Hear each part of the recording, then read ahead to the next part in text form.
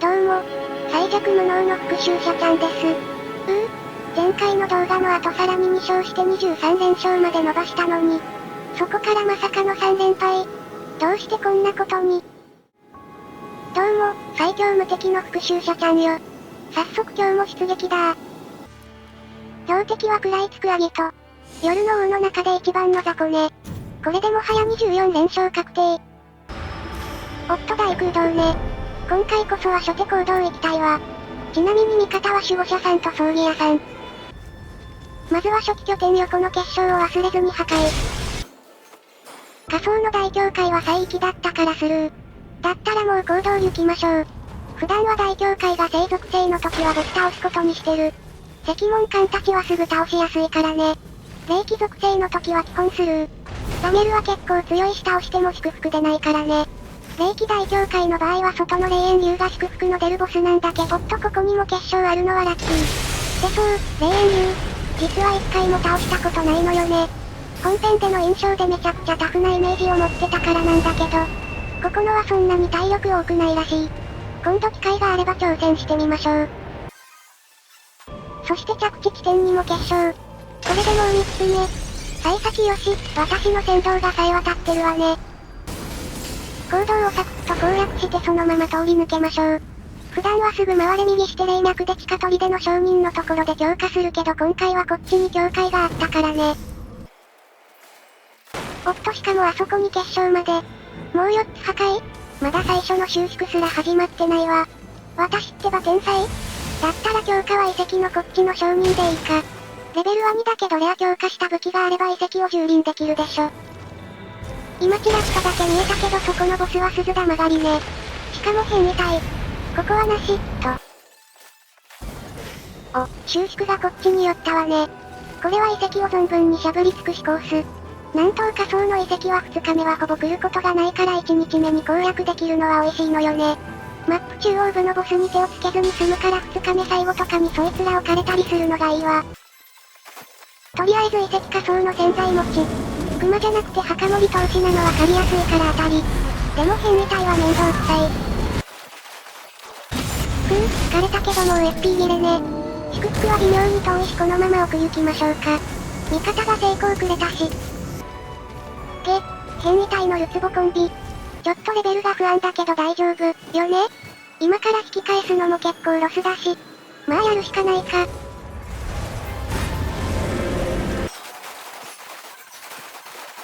まずい、時間の割に全然削れてない。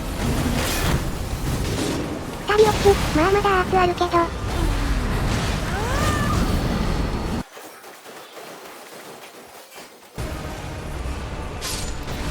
あ、これは無理ね。せめてこっちだけ救助しやべごか。あわわわわわ。これどうしましょう。とてもじゃないけどゾンビアタックで削りきれる HP じゃない。というか復活地点どこになるのかしら。どこ？うわこっち？祝福が遠すぎる。そこは鈴田曲がり。こっちも鷹がいるから低レベルじゃ厳しい。遺跡上の墓守投資も変異体だからレベル1じゃ無理。奥のボスは。こいつも変異体。どうしましょう。とりあえずレベル1じゃ何にもできないし適当な雑魚買ってレベル上げましょうか。早くしないともう収縮が。今思えば雑魚狩るぐらいならルツボのところに行ってルーン回収だけして帰る方が良かったわね。墓守投資倒してたから3万ルーンぐらいあったし。収縮来ちゃった。しかもここから一番遠く。仕方ない、もう諦めて向かいましょう。道中弱めのボスならワンチャン倒せるか？高台のボスは老子。本来なら当たりなんだけど、ここは最強モブと名高いバトルホークどもがはびこってるから無理。霊脈横はざめる。これならもしかしたら。いや無理ね、もう雨が来てる。最後の望みは、今週の変異体。これも時間的に無理。そしてもう来てしまったわね。成功のかけら1個。武器もレベル2だから重装と呪装しか使えない。HP 持続減少付きは一応異物で相殺できるから持ったままにしてるわ。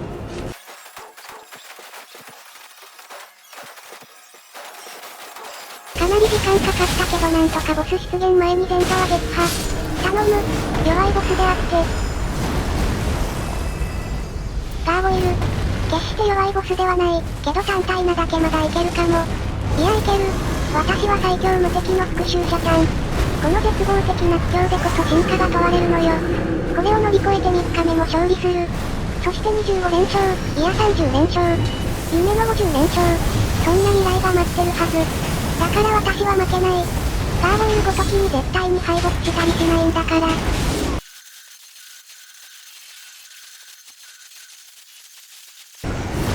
あひん？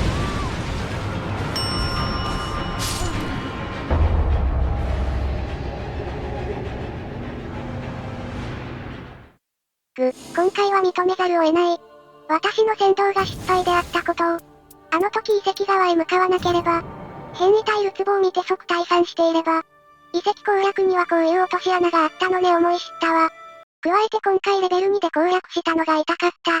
武器は強化できてるからレベル2とレベル3なんて大した違いはないと思っていたけど、レベル2で死ぬとレベル1になって大幅に弱体化するものね。そういうリスク、今まで考えたこともなかった。まあいいでしょう。今回の失敗は必ず次に生かすわ。連勝途切れたのは残念だけど切り替えて次行きましょう。標的は安寧者たち。味方は執行者さんとブライカンさんね。1日目夜は味方2人とも3ゲージ行くぐらいには苦戦したけど、なんだかんだで2日目夜にはレベル15。成功のかけらたっぷり、HP 最大時カットアップ 40% も狙われにくい負担もあるし十分かな。よしよし削りペースも悪くない。味方もまだ瀕死1回ぐらいだからかなり安定してるわね。夫にゲージ瀕死。まあ大丈夫でしょう。味方の紅葉の香り助かる。執行者さんがタゲ取ってくれてるうちに。あれ、用心剣って片手だとこんな削り弱だぜ。ちょっと油断してた。一旦年内に火流し。あ、やばいオフ。ごめんなさい。なんとかなりませんでした。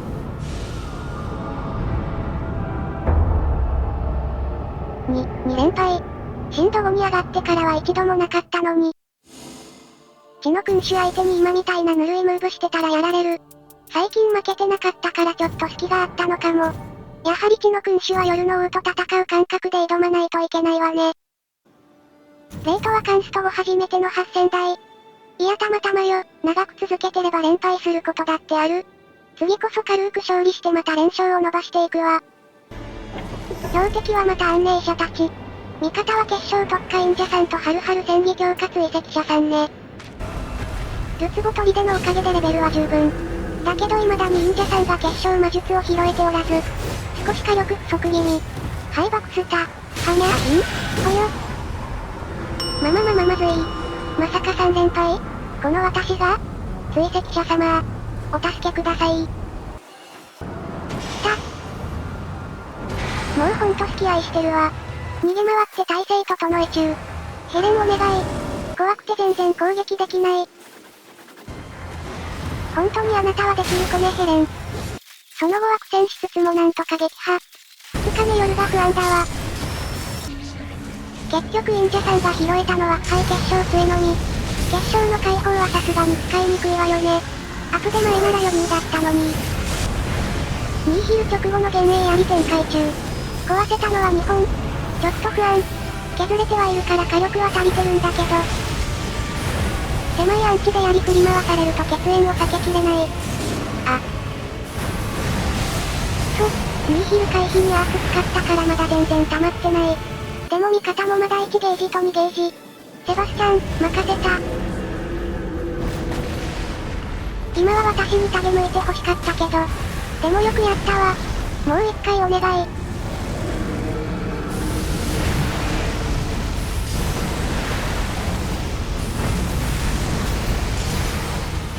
よしオッケー。アプデでファミリーの耐久が上がって本当に良かった。その後は安定した戦闘。よしこれで終わりね。やっぱりこいつ強いわ。今回も気を抜いたら負けてたわね。そして3日目。とりあえず前座は処理して、忍者さんの HP 減ってるから回復しておきましょうか。救いの機種ね。できれば通常版でさっと勝利したかったけど仕方ない。大丈夫、低いハルモニアももう極めてる。最悪自分一人で。いや本当は3人で戦いたいんだけど。こうなったらもう集団戦法は無理ね。やば、重装のタイミング遅かった。戦闘最初はどうしてもミスしちゃう。霊薬バリアがあってよかったわ。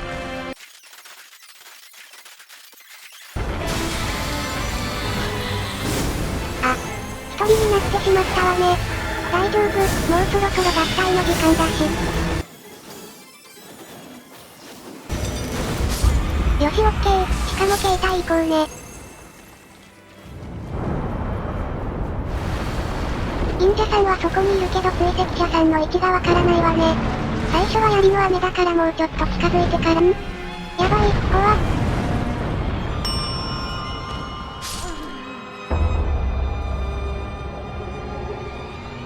わわわわわわわ私が3連敗そんな。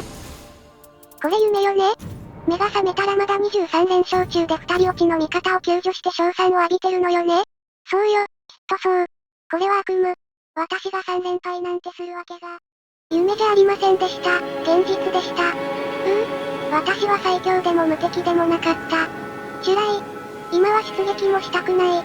どうせ出撃してもまた負けるもの。こんな時は、あれね。あれをやって気分転換しましょうか。忍者さん、ちょっといいかしら？またあれ、やってほしいのだけど。うわー、忍者様、3連敗して辛いよ。なでなでしてなでなでふへへ。忍者様のお胸あったかいなり。忍者様、いやママ大好き、もっとよしよししてふへへ。どうも、最強無敵の復讐者ちゃんよ。3連敗？なんのこと？今日もいつも通り華麗な私のプレイング見せてあげるわ。標的は夜をかたどるもの。異物はおなじみの重装 &HP ガン盛り構成。さあ行きましょう。味方は追跡者さんと執行者さん。追跡者さんは1段目強化型。執行者さんはハルモニア戦技強化型ね。侵入者バフは私と執行者さんの2人。2人いるなら最域は巡りましょう。初期拠点で一応意思権の鍵も回収。正直私はポーチパンパンになりやすいから他の人に持ってもらいたいけど、最近は意思権の鍵ももはや無視されるまであるから私が持つことにしてる。深き夜だと風浪は旨味少ないから積極的に向かうことはないけどね。なんだかんだ意思権は持っておくと他に行くところない時に助かったりするから。あと私は一応風浪バフもつけてるからね。さてまずは新宅の死者編みたい。こいつらわかりやすいけど油断すると簡単に持っていかれる。必ずファミリーを出してタゲ取らせましょう。そうすればこっちに攻撃が来る前に仕留めきれるわ。仕留めきれませんでした。ありがとう。やっぱり私ってゴミ？今回も足引っ張って負けるんだ。一瞬ネガティブになってた。ダメ私は最強。私は最強。撃破完了。いきなり先が思いやられるわ。雷の槍。ナメレスは雷も通りいいから最終武器候補ね。拾っておきましょう。だいたい降臨出るから捨てることになるんだけどね。そのまま崖を降りて行動へ。どこで瀕死になった？入り口の方ね、間に合うかな？よしオッケー。戻ってきたら追跡者さんがもうほとんど削ってくれてるわ。さすがのソロ力。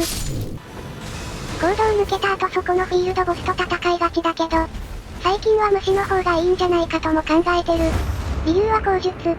近くに火事台もないし中央砦でいいでしょう。このルートだと左行ってすぐ武器強化するかそれとも砦攻略しながら右奥の商人のところで強化するかの択だけど、私はやっぱり最速強化派。序盤にレアまで強化した時の無敵感大好き。ようやく攻略開始したらここはもう味方が片付けてくれてたみたい。洗剤だけ美味しくいただきやがったわねクソゴミカス迷惑女ども。これがさっきのフィールドボスを無視すべき、そして最速強化を優先すべき理由。FP も満タンだし迎撃準備 OK よ。現在地は、ここか。雷の梶村の、村タイプね。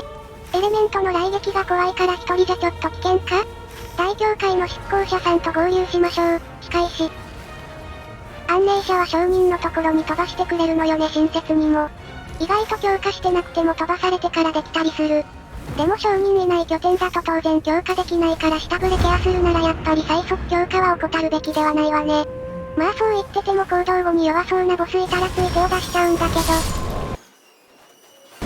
いたわ。とりあえずアーチで。新宅の死者危ないからね。でも複数ボスは2両個体と勝手にやり合ってくれるから意外となんとかなるのが面白い。むしろ単体ボスの方がしんどいわね。安寧者と2対1になるから。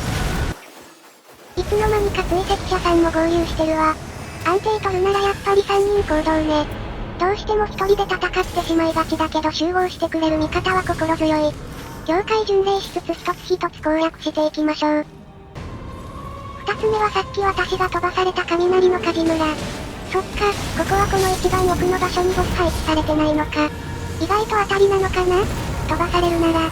周りの羊がちょっとうざいけど。最後は血の故障。ここも血の貴族みたいで厳しそうに見えるけど、やっぱり一体は魅了されてないから勝手に争っててくれるわね。複数ボスだと必ずこうなるのかしら？そうだったら絶望的に厳しくなることはないのかな？一人でも。まあでも結局ボス倒しても味方が洗剤取りに来ないといけないし、不意の瀕死のリスクとかも考えるとやっぱり最初から合流するのが安定？いやそれぞれの場所次第か結局。今回は割かし全員近かったからこれでよかったと思うわ。そして祈祷強化タリスマンありがとう。もう収縮来そうだしここのボスで終わりかな。変異体の赤狼か。ちょっと時間かかりそうだけど、やりましょうか。やっぱり重装は当てやすくて頼りになるわ。これがあるとないのとではこいつ相手では大違い。ブブベボ。ちょうど失踪方向と危険の向きが同じになっちゃった。やっぱりなかなかの難敵だわこいつは。ようやく撃破。今回はなかったけど最悪なのは鉄の目さんがひたすら弓打ち続けるときね。永遠にぴょんぴょんして全く攻撃が当たらなくなること、皆さんも経験あるでしょう。他の遠距離攻撃でも同じことは起こるんだけど特に鉄の目弓は攻撃頻度が高いから印象に残るわ。鉄の目さんはマーキング入れた後弓しかなければもはや見てるだけの方が助かるかも。いやそれは赤狼に限らないかな。しっかりマーキングさえ入れてくれればあとは遊んでても許される。それが鉄の目。少なくとも私は許すわ。それだけマーキングあると本当に助かるから。いつもありがとう鉄の目さん。で、ここでやっぱり石剣拾ってたのが生きたわね。石肌の王は別に当たりではないけど、変異体でないなら余裕で狩れるでしょう。やっぱり報酬の選択肢が少ないのがダメよね風狼は。ルーンなんて適当にやっててもたまるし重要なのは武器。それが拾えない上に複数ボス率も高いから優先度が低いのは仕方ないわ。さて夜ボスは、ガガガガーボイル。なぜか体の震えが止まらないんだけど、大丈夫、今回はレベル9もあるから、レベル2じゃないから。まあ特に問題なく撃破、当然だけどね。こいつ含めて夜ボスはナイトレイン発売直後にある程度練習もしたのよ。たとえ一人になっても戦い抜けるようにね。でもそれからもうだいぶ経ったしね。そして実際に一人で戦うことがなさすぎて必要な時にはもうほとんど忘れてしまってるのよね。直剣安藤の槍の方はまだ黒剣族がいるから動き覚えてるんだけど。2日目はとりあえず村でショッピング。降臨でない時のために雷の槍も強化しておきましょう。18000ルーンが無駄になるから出てほしい気持ちと出てほしくない気持ちが半々。買い物を終えたら北西まで大移動。1日目夜が南西のここだと身動きしづらくて嫌だわ。近くに霊場もないし。北西の梶村で侵入者撃退。炎拠点だからボスは黒煙総兵4体ね。侵入者はすぐそこに出てくれたわ。これは助かる。奥に出た場合でもこの辺りまで来るのは来るんだけど、活動限界ギリギリだからすぐ消えて元の位置に戻っちゃうのよね。だから村タイプの梶村はサイズとしては意外と当たりでもないのかも。問題なく倒せたけど洗剤は両方外れ。そのまま北西のフィールドボスダネルを撃破。HP 最大時カットアップきた。これで耐久面は最低限を確保。HP 最大時カットアップが一つあれば夜の王の攻撃大体耐えるのが HP 上昇型の強みよ。大技はそれでも耐えないことが多いけどね。逆に言うと HP を伸ばしてなければ HP 最大時カットアップ一つあっても夜の王の通常攻撃ですらワンパンされやすい。復讐者の HP はそれだけ低いからね。最低でも通常異物側に通常マリスか常世マリス異物をつけておくとだいぶワンパンラインが下がるんじゃないかな。マリス異物は固定値上昇だから HP 低いキャラほど恩恵が大きいわ。序盤の事故防止にもなるしね。わーいまた HP 最大時カットアップ。2つあればどんな大技でも耐えるはず。ナメレスは大技の危険度が高い。フレーム回避が必要だからこの保険は大きいわね。北東に移動して変異体老死を処理。戦闘中に奥の雷の梶村が砦タイプであることは確認済み。次はそこね。微妙だけどスタミナでいっか。無属性のバリスタ拠点でなければ正門から入って OK。右の戦技家時代を足場に城壁に登りましょう。でやっぱりしばらく一人での戦闘に。いや見方が悪いわけじゃないわ。私が梶村に詳しすぎるのがいけないのね。一人だと祈祷使いづらいからちょっと嫌。もう味方来てくれたし大丈夫そうね。セバスもいるし。状態異常かなナメレスだし一応。次は霊陽でここかな。アンコモンボスばっか倒してるからレベルは15以下なそうね。まあルーンより大事なのは付帯ガチャ回数。レベルによるステータス上昇はレベル13以降はほぼ半分になるからね。つまりそれ以降ルーンの価値が大きく下がるということ。特化した超火力キャラがいるのでもなければ恐るべき強敵より普通のボス倒す方が優先度高いと思ってるわ個人的に。まあもうみんな知ってることかもしれないけど。あと意外と知られてないのはパッシブ能力がアンコモンとレアで大きくテーブルが違うのよね。実は比べてみるとアンコモンの方が圧倒的に優秀なパッシブが多いわ。恐るべき強敵から出るパッシブはびっくりするくらい汎用性が低い。ガード成功時やらガードカウンター時やら致命の一撃でやら一つカウンター強化やらパリー成功時やら。限定的すぎるのよ。極めつけは U3 の祈祷で武器に優勝を付与する。何これギャグってぐらい外れが多すぎ。詳しくはウィキ見てもらえばわかるけどいつでも有用なのは回避強化ぐらい。それも2回目は無意味だし。一応様用祝福が出るってのはあるけど確率は低いしね。それに比べてアンコモンパッシブの外れの少なさ。HP 上昇 SP 上昇スタミナ上昇消費 SP 軽減スタミナ回復上昇聖杯回復上昇状態異常耐性上昇物理カット上昇属性カット上昇物理攻撃上昇属性攻撃上昇強靭度上昇取得ルーン増加耐性崩し上昇魔術祈祷増加。はぁどれも優秀なパッシブばかりね。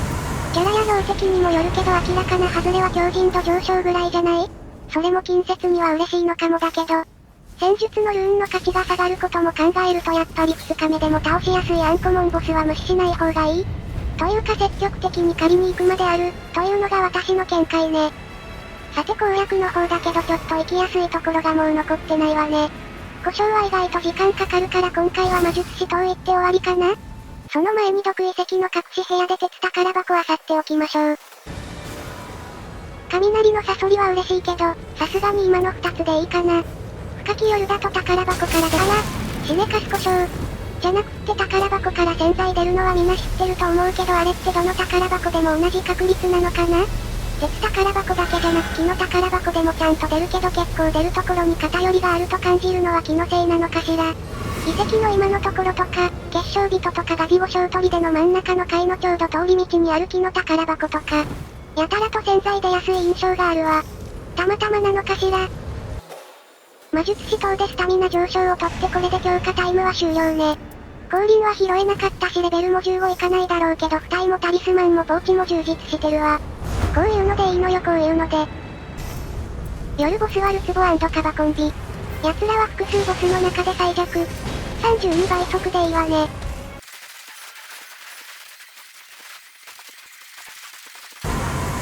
雷の槍だから最大 FP もありだけど、さすがに HP15% ね。2日目夜ボスの潜在パッシブは美味しいのが多いわ。そもそも潜在パッシブの出現テーブルは全部で5パターンあって。っていうのはウィキ見てもらった方が早いわね。さっきのアンコモンパッシブの話も自分で検証したわけではないし。ありがとう神攻略ウィキ、その名に恥じぬ神さにいつも感謝が絶えない。そして味方が HP 最大時カットアップ持ってないのを確認したから一つ譲ったわ。ただしアンコモンの方ね。レアの 40% は渡さないから。近接といえどもあるとないのではやっぱ結構違うはず。お、悪くないのが返ってきた。バリア冷薬を今使うか、それとも持ち込んで第2段階から使うかは悩ましいけど。今回は成功のかけら優先にしましょう。メインウェポンする予定の雷の槍が FP 効率低めだからね。さあ行きましょう。夜の輪郭から、いいダメージ。なかなか動きが激しいからタメを当てるのは結構慣れが必要だけどね。特に何もなく削り中。あ、そういえばこいつってナメレスと体勢違うのか。今は雷は弱点じゃないんだったわ。完全に忘れてた。最初から重装使ってれば FP 節約できたのにもったいな。あ、やばい完璧。そう、無駄な被弾だったわ。いつもは降臨だから FP 気にせず回復使いまくれるけど今回はそうじゃないからね。あれ今何で死んだ？追跡者さんのクローショットかな？味方も HP 減ってるからまとめて回復。これは EFP の使い方ね。ナメレスに最初にターゲットされる条件は、何なのかしら。今執行者さんが真っ先にタゲ取りに前へ出たけど今回は私狙いだったわね。夜の輪郭のヘイトを引き継いでるのかな？さて今回は雷の槍。FP 考えると降臨みたいに適当な無駄打ちは避けたい。そしてできる限りタメで当てたいわ。雷の槍は試し用で FP 効率 1.5 倍。スタミナ消費考慮の DPS でも通常使用とほぼ同じ数値、という破格の性能。というより通常使用が弱すぎるって言った方がいいまである。方向はチャンス。自分狙いでないのを確認してここ。もうちょっと溜め始めるの早くてもよかったか。詠唱速度が毎回違うのもあって溜め始めるタイミングは難しいわね。そしてダメージレベルが高いからガンガンタゲを取ってしまうのはしょうがない。通常でレベル3タメでレベル4だからね。回避に自信ない場合は通常連打の方がいいのかな？タイナメレスの武器は7割降臨、2割雷の槍、1割その他ってぐらい？降臨のタゲ取らなさと雷の槍のタゲ取りやすさが違いすぎて全く違う戦いになるのよね。だから降臨最強、というのは間違ってはないんだけど、降臨でひたすら遠距離から攻撃してるだけの戦闘で急に味方2人が死ぬととんでもなく焦るっていうデメリットもある？雷の槍だとこんな風に序盤からガンガン攻撃されるから目は慣れるわね。これをメリットと呼べるのかは微妙だけど。ようやく第2段階、ちょっと火力足りてないかも。エンチャント中は珍しくダメージカットないから攻撃し放題。ダメ雷の槍2発で2000ダメージをお見舞いよ。爆発の後はまずアンチ確認。真ん中もアンチではあるけどちょっと戦うには不安な狭さ。できれば放射状の間欠線の間、大きく離れて広いスペースで戦いたい。よし今ならナメレス引き連れていける？こっちだよ。あ、タゲ外れたか。しかも瀕死。ちょっと危ない場所だから迂闊には近づきたくないけど。いや1ゲージなら雷の槍で起こすのがいいわね。あ。いけるよね？よせ。今のは、冷静になるべきだったわね。また圧壁の削ったゲージもったいない精神が出てしまったわ。エンチャント状態を乗り切ってからとか、せめてファミリー出してタゲ分散するのが賢いやり方ね。これだけスペースがあれば疾走だけでもほとんどの攻撃を避けきれるわ。ここは聖杯温存で回復しましょう。エンチャント最後の大技。密着してる方がむしろじわれ気にしないでいいから避けやすいのよね。マップ端で怖かったけどなんとか無被弾。この攻撃も怖いから保険で一応立てガード。オッケー、そもそも間に入って当たらなかったわね。アップ機間違えた。まあ当たったからいいか。回復の後下がれ石に戻すのを忘れてたわ。タメで当てた時のヒットエフェクトの気持ちよさ、これが雷の槍の一番の時点ね。追尾弾はみんな結構アーツで止めてくれるけどそんなに危険な攻撃なのかな？まあ確かにたまにかすって食らうからありがたいけど、他に使いどころってないの？いやないのでしょうね。私に関係ない話だからそこら辺検証したことないし。どの攻撃がどのタイミングでアーツひるませできるのかどうかに関しては完全に素人です私。しょうがないじゃん、考える意味がないし。せめてオプション異物のアーツ爆炎に同レベルのひるませ乗らないかな。さすがにそれは強すぎるか。このタイミングは私しか攻撃しないからエンチャント後は私を狙ってくるはず。先にアンチ確保。いや全然狙ってきてないですやん。かといってわざわざ危険な場所に戻るのも。ほえ？なんか一瞬で大ピンチなんですけど。さすがにここは圧切りましょう。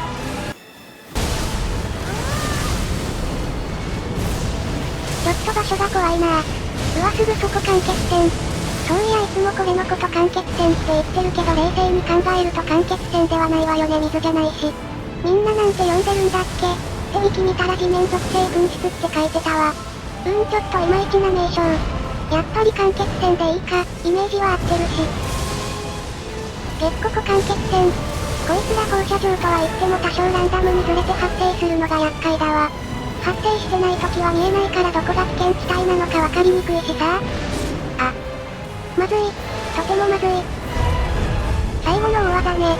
密着で避けましょう。は？今死んだ？いやなんで生きてた？あれか、暗霊者の襲撃イベント。あれ道中だと結構な頻度で発生するのに3日目は全然発動してくれない印象あるわ。私だけ？実際のところどうなのかしら。せっかくの復活だったのにちょっと状況が悪かったわね。まあいいわ、とりあえずエンチャントしてない時は攻撃ぬるいからこのターンは大丈夫。危な。こう張って初撃でタゲ消えたら次はすぐ狙い変えてくるのね。なかなかやるわねあなた。まあでも私の方が一枚上手だったけどね。今更私がエンチャントなしなめ太郎の攻撃を食らうと思い、おほ。今避けてたでしょ、タイミングぜひ。今度は両手持ち切り替えミスで L1 暴発。やばい冷静になれ、クールになりなさい私。私は最強私は最強私は最強私は最強。聖杯はあと2本、まだまだ大丈夫よ。ビビって攻撃できない。よしチャンス。救助するわ。いやさすがに無理か？ヘレン召喚するより一発でも多く殴ってゲージ貯めるべきだったかも。よし結構稼げたわ。とりあえずアンチに対比。いやでも残りゲージ1本じゃない。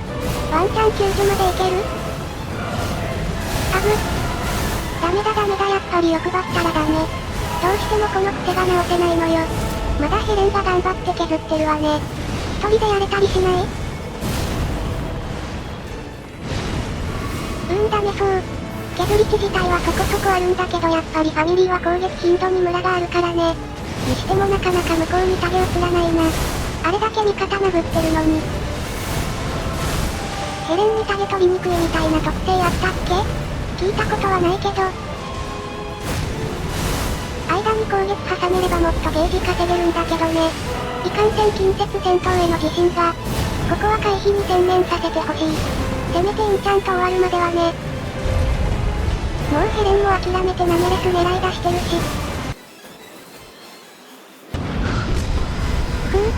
ようやく一息つける。次のエンチャントまでにはアーツゲージ溜め切りたいところね。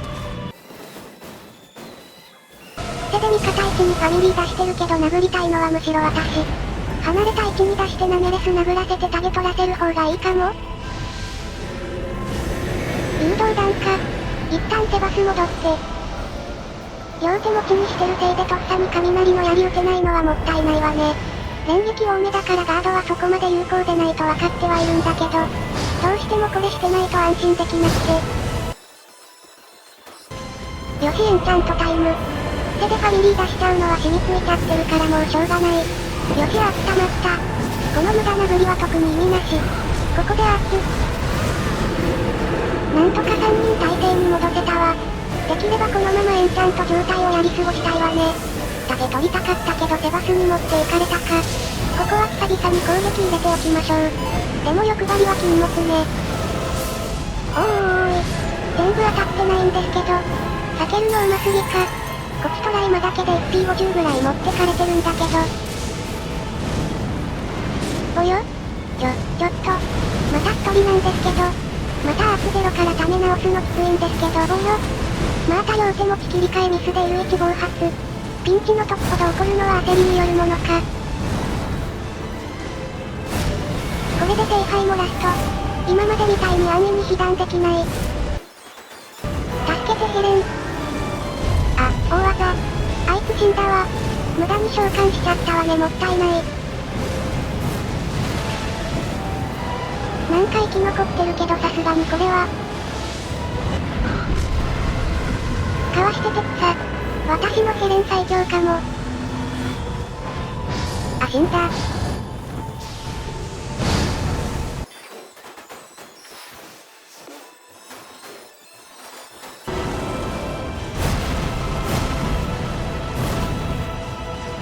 チャンス。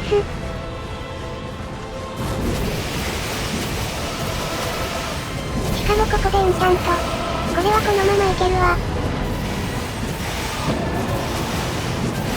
よしオッケー。爆発にすら間に合った。今のは全てがうまく噛み合ったわね。ヘレンが合流したのも。今更だけど武器が大極拳なのもいい。攻撃範囲広いし削率高めの割に回転も速い。カテゴリーとしては体験に匹敵するレベルで救助しやすいわ、個人的に。ちょっと油断してたかも。やっぱり雷の槍打ち始めるとすぐにこっち来るわね。ちょっとスタミナが危なかった。でもこのダメージなら回復1回でカバー可能。味方にヘイトを移るのを待ちましょう。回復1回でカバー可能になりました。全然タゲ変わらないわね。どんだけ私のこと好きなの？味方あんまり攻撃入れてないからしょうがないか。いやむしろその方が正解ね。無理して殴りに行って死ぬよりエンチャント多分な。地割れの発生位置がまだ完全に理解できてない。回転切りだと少し離れた位置で真横から来るのね。もうすぐアーチ溜まるし2人ともあと1回なら死んでもいいよん。それよりもさすがにそろそろ回復しないとハイゲージが。とりあえず1回入れときましょう。本当に永遠に私狙ってくるわね。でも救助始めたっぽいしこれでさすがに。よし向こう行った。回復神方の救助引き継ぎか。いやもう削りきれるわねナイス。削りきれてない。甘えずにあそこで雷の槍1本投げていれば。まあ仕方ない。執行者さんがタゲ取ってる間に救助済ませましょう。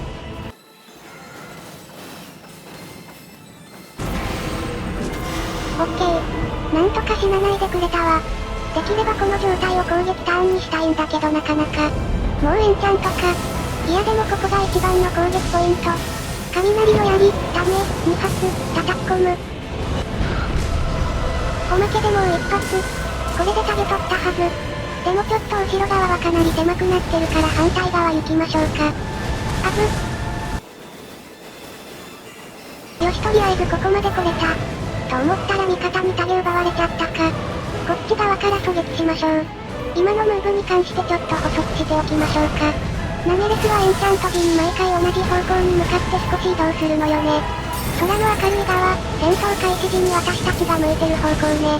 特に何も考えずに戦ってるとエンチャント時に私たちはその逆側に位置することになるわ。そこで今回の私みたいに後ろに下がって安全なスペースを作ろうとするとエンチャントの度にどんどん後ろが狭くなっていくのよね。まあ何回もエンチャントするほどの恐怖点は少ないから普段はそこまで気にしなくていいけどね。今回みたいなケースだと理想はエンチャント浮遊時の攻撃を一旦諦めて空の光の方へ走って逆に位置取りし直すのが良かったかも。まあそもそも私みたいに爆発後に後ろ下がる派はそんなにいないしあんまり気にしなくてもいいかも。実際私もさっきのムーブ下の実戦では初めてだし、爆発の中心部のスペースでも戦えるのは戦えるしね。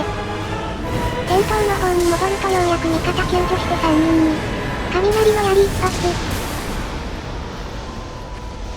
火よって通常仕様だったけどやっぱり試し用十分入れられたわね。まあ成功のかけらはどうやら足りそうだからここからは通常仕様でもいいか。もはや何回目かわからないエンチャントタイム。無駄に召喚しちゃったけどここで削る。怖いから2発目は通常仕様。回れ右してスペース確保。ちょい狭めだけどいけるでしょう。当然タゲは雷の槍打った私。ここをしのぎきれば勝ちよ。アーツもあるしいけるわ。ここはアーツ切るべきか。いや今起こしてもすぐ死ぬかも。エンチャント後の方がいい？それとももう一人が落ちた時？迷った末に結局殴り救助試みてるけどこれは悪手ね。どう考えてもエンチャント時にやるべきではない。でバスやられたし諦めましょう。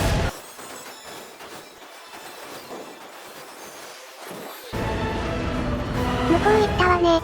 これならゆっくり殴り救助。執行者さんがナメレスさばき切ってたから楽に救助成功。追尾弾だけどナイスアーツ。悪くないフィニッシュブローだったわ。あ、まだ死んでなかった。歓喜のアーツ。イエイエイエイエイエイエイのイエーイ。ふぅ。よく勝てたわ。正直戦闘中どうせまた負けるんだ。って思わなかったかといえば嘘になる。ありがとう二人とも、またリムベルドで会いましょう。私はやっぱり最強無敵だった？いやそれはおごりね。今回も聖杯使い切るほど被弾したことは紛れもない事実。私はまだ、最強無敵ではないかもしれない。それを今回の3連敗で教えられた。だがいつかは最強無敵になるわ。100日後に最強無敵になる復讐者ちゃんのグロリアスロードをこれからもお見逃しなく。ではご視聴感謝、また見てね。